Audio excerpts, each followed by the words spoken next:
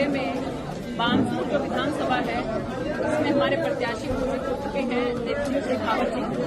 तो आज इन्हीं को साथ लेकर यहाँ पर हमारे एससी मोर्चा का एससी सेल का कार्यक्रम था यहाँ पर आयोजित किया गया था, जिसके अंदर हमारे जिला अध्यक्ष जी भी और जो हमारे एससी मोर्चा के प्रदेश के जो हमारे कार्यकर्ता बंधु हैं वो भी सब यहाँ पर पधारे थे और बहुत भारी संख्या के अंदर जो है एससी वर्ग के लोग यहाँ पर आए थे।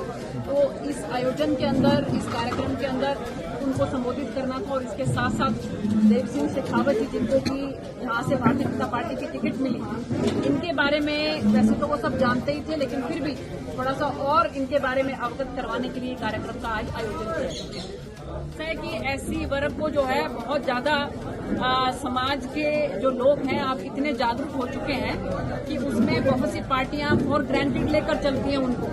वो सोचती हैं कि इनके ऊपर तो हमारा जन्मसिद्ध अधिकार है, लेकिन अब जो है समाज इतना जागरूक हो चुका है, इतना समझ चुका है, उनको पता है कि उनके हित कहाँ छुपे हैं। तो जहाँ पर उनको अपने हित नजर आते हैं वो वहीं पर अपना वोट करते हैं। और मुझे पूरी उम्मीद है कि जिस तरह से भारतीय जनता पार्टी माननीय प्रधानमंत्री नरेंद्र मोदी जी के नेतृत्व में एससी वर्ग को आगे लेकर चलता है हर जगह पर। आप अगर देखें हमारे मंत्रालय के अंदर, केंद्रीय मंत्रालय के अंदर भी सबसे ज्यादा संख्या के अंदर जो है हमारे एससी वर्ग के मंत्री हैं, एसटी वर्ग के मंत्री, महिला मंत्री हैं।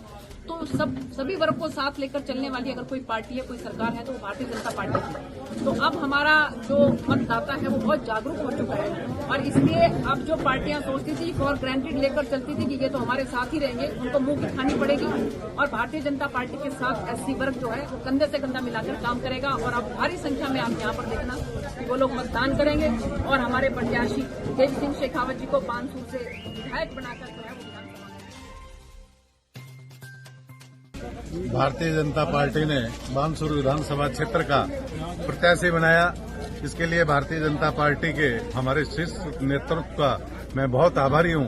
और जिस तरह से समाज के सभी वर्गों में यहाँ उत्साह और उमंग है, सबसे पहले भारतीय जनता पार्टी का यहाँ ऐसे सम्मेलन हुआ है और सम्मेलन में जिस तरह से लोगों की सहभागिता रही है, चाहे एससी मोर्चा के हमारे पदाधिकारी हों, चाहे एससी मोर्चा के हमारे कार्यकर्ता बंधु हो, तो ये 5 साल के शासन में जिस तरह से प्रताड़ित, परेशान और तरह तरह के इन पर अत्याचार हुए हैं, उनसे ये मुक्त होना चाहते हैं और भारतीय जनता पार्टी के पक्ष में इनका मन बन चुका है। और आने वाले समय में कांग्रेस यहाँ दूर दूर तक नहीं दिखेगी।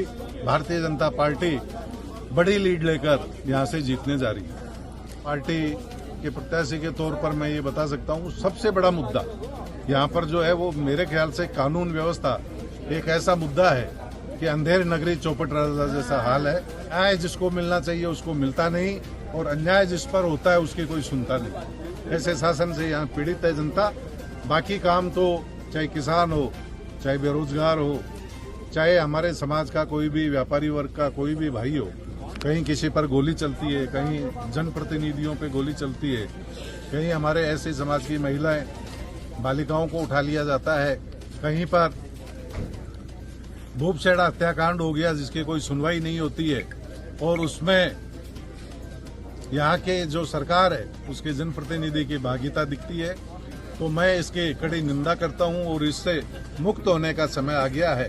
कांग्रेस का पाप का घड़ा यहाँ भर चुका है और भारतीय जनता पार्टी का कमल यहाँ से खिलने वाला है। धन्यवाद।